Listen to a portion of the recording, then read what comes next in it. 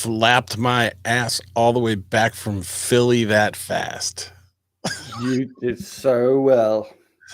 So we Look could at go that. live a little bit earlier so you don't have to be up until like midnight.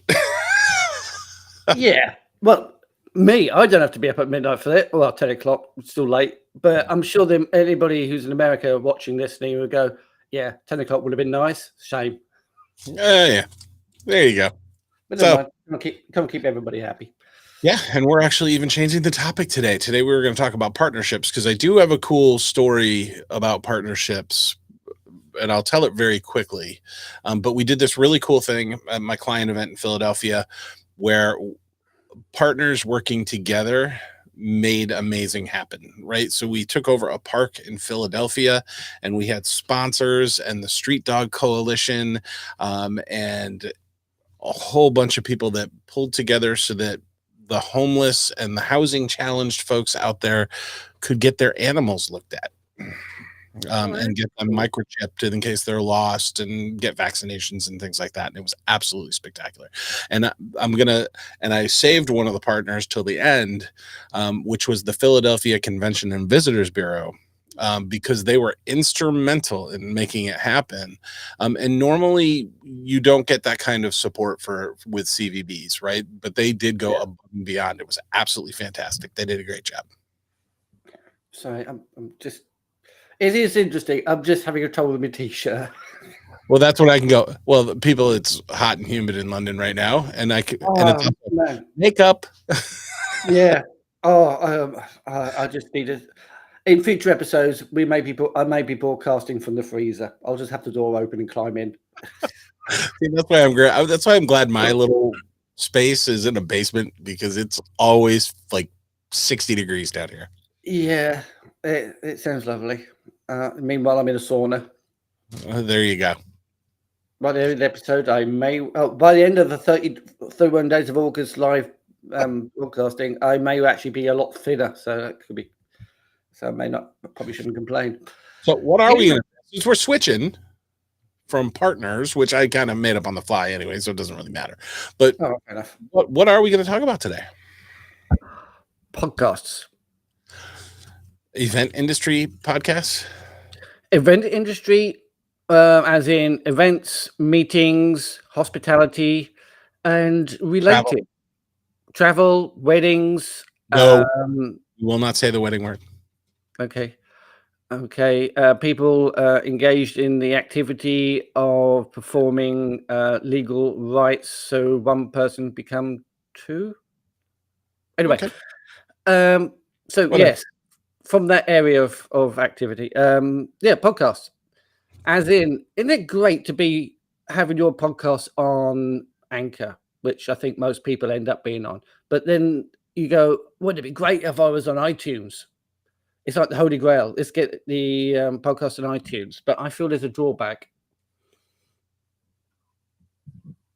Which is? Now you mentioned. Yes, what it is the fact that, yes, iTunes is a place to discover podcasts. However, just how many podcasts are there? Like millions? Millions. And so discovery of a particular podcast may not be as easy as you hoped it would be. You're just one of a million. So your accidental discovery is the chance of that happening are quite low. Well, and I use Spotify, right? That's where I get my podcast from. That's only because it's easy and it's on my phone and whatever. And you're absolutely right. I like to listen to technology podcasts.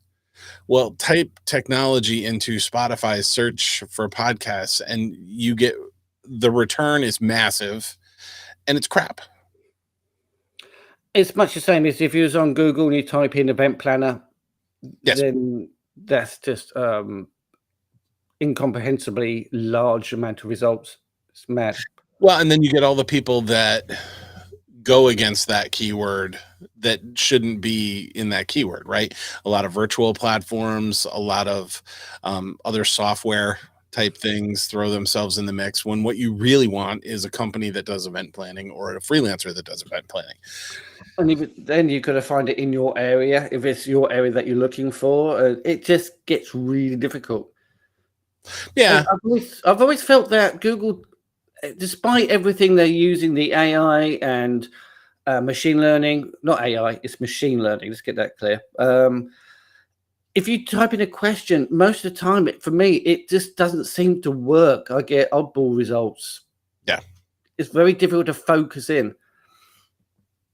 So I suppose we better tell everybody how we've actually managed to solve that.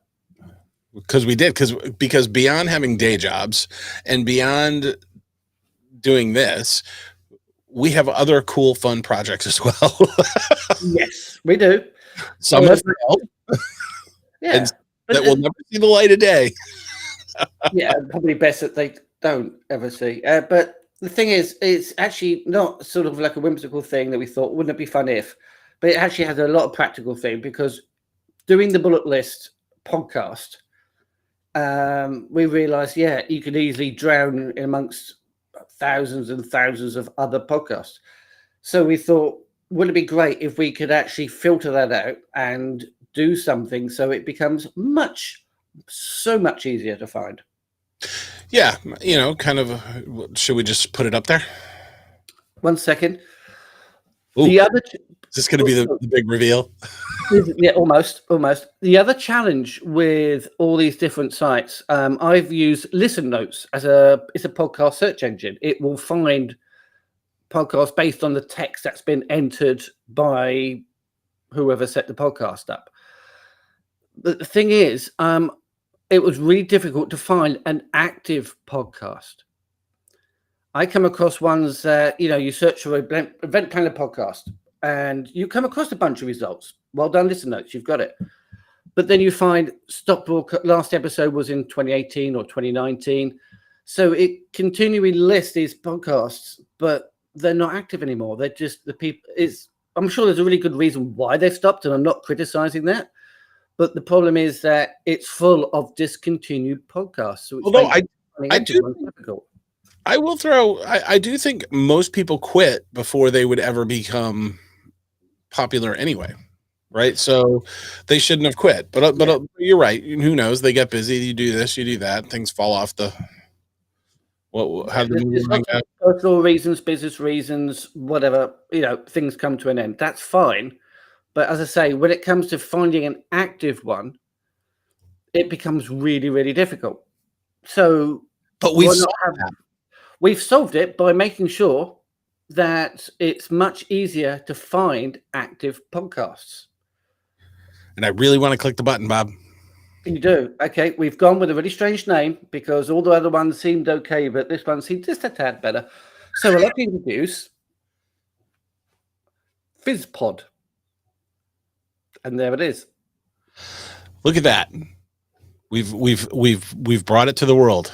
We've shown people know. We've scoped around and let people have a look at it. But this is actually the first time we let the world know. We have. So to give you some idea, the front page will always have episodes from the last 7 days. So, and it's actually the information that is gathered is updated hourly. So you'll always be just a short while away from the next possible episode to have a listen to. Yeah, it is. But it's really cool. The one thing I love about it is you can actually kind of see some trends, right? When you're kind of going through the last 7 days, right? Yeah. So these guys, BizBash, they do, well, not just BizBash, there's a lot of sites, and I find it in video as well as blog posts, that all of a sudden there's a flurry of activity and a whole bunch of stuff is just published. Yes. Boom, it's there. So this Phizzpod does actually kind of reflect that. You can see just all of a sudden there's a flurry. But it is great because for people that are looking, if you're looking for a new podcast, it's a great place to go. But also the latest episodes, right? That if you click on the last 7 days, they're all recent episodes. You're not getting onto a list where you're clicking on something and the last episode was in 2018. This is the thing. when it came to researching and finding podcasts to feature, I've ensured that they're only active podcasts, at least to start off with. I mean, obviously, some of these may drift off, may stop in time, and that will be checked on. And if they have stopped, then maybe they're removed or whatever. I prefer active podcasts. Yes. So let's choose one. Let's go for I don't know, anything you like. Speakernomics. Go for it. So tell people, what are we getting here? So as you can see, we've got, so the system I've developed actually takes the text from the podcaster. So it's information they've typed in, and the blue title will take you to the episode as specified from the data I've picked up, and a title at the bottom where it says Speakernomics. Again, that link comes from where from the podcast information. And then there's more episodes. And underneath, a bunch of episodes, recent episodes from that podcast. And you can see published 26th of July, 19th of July, 13th of July. These guys are pretty regular. Yeah, they are actually. And then when you click on it, it's actually going to take you out to the podcast page, which is actually really kind of cool, because that does throw the love over to the podcaster, right? It's not stuck right here. You're actually going out to the podcast. Yeah.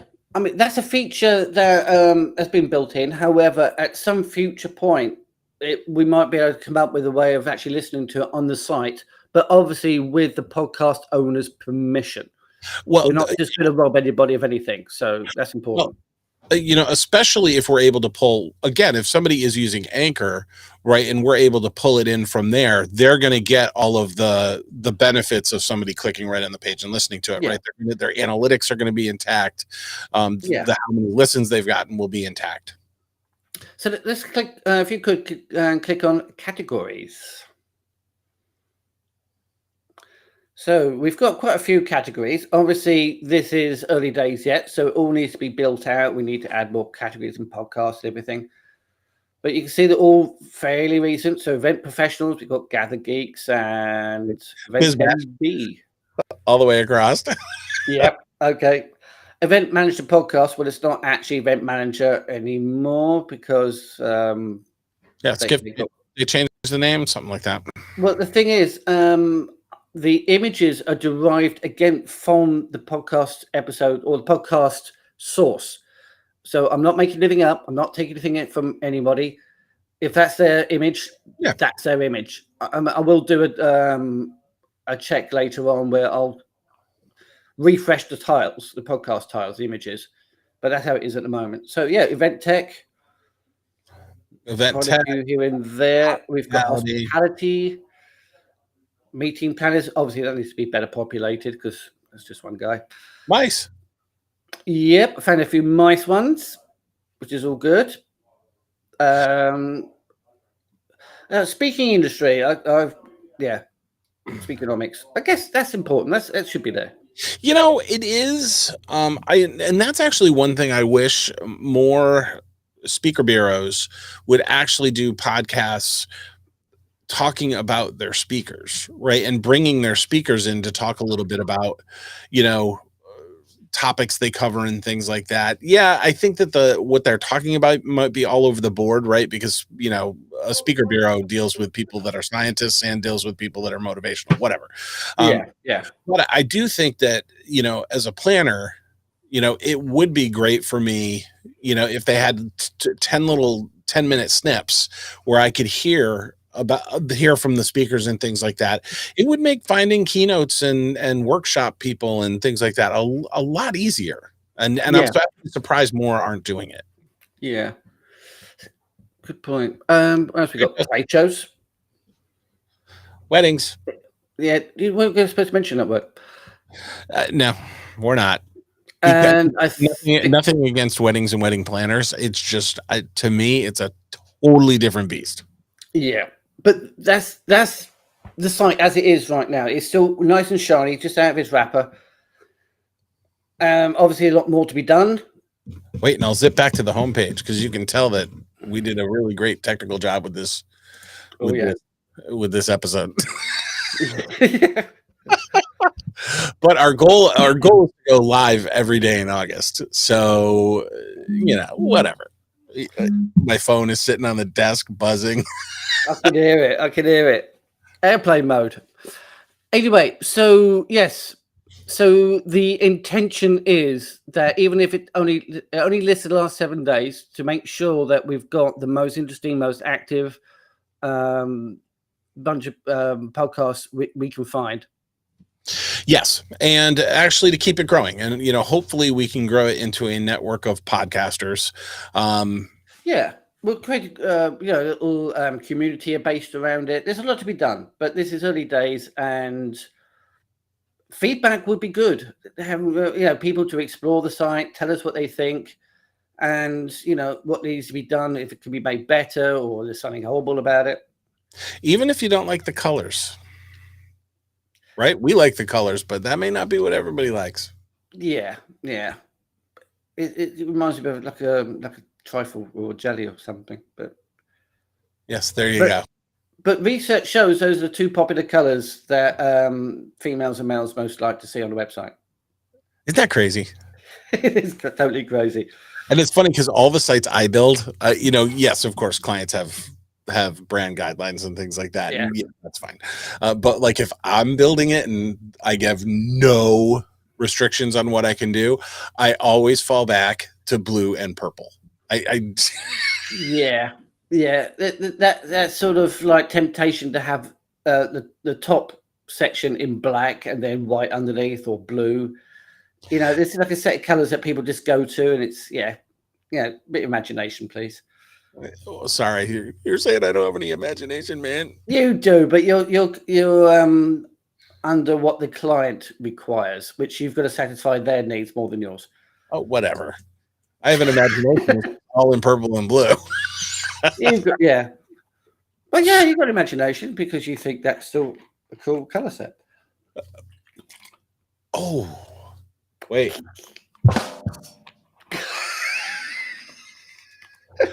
You said you weren't going to push the buttons. Yeah, I couldn't resist on that one. All right, so are we wrapping for today? We've introduced Phizzpod. The web address is phizzpod.com, phizzpod.com.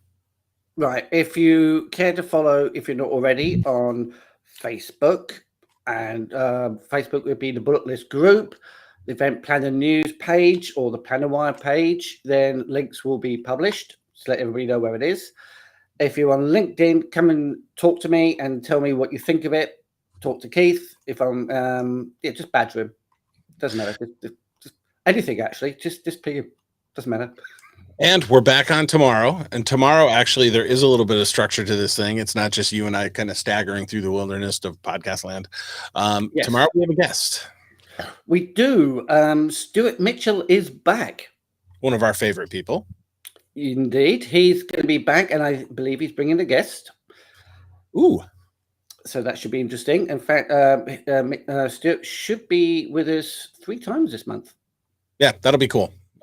He's always great, knowledgeable, and knows about some really cool tools. And in a few of the future episode ones too, we are actually going to be reviewing, maybe even showing some new, speakertimer.io is one of them. We're going to be talking about some WordPress plugins that have just come out for event registration. So we got a lot coming up this August.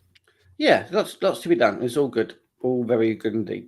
So, please come and join us tomorrow for Stuart Mitchell. We should be back at our normal time of 1:30-ish GMT. And 7 BST. Yeah, BST. BST, sorry. Okay. 7:30 in the morning Central Time here in the United States, North America. Yes. And see you tomorrow. See you tomorrow. Take care, everybody.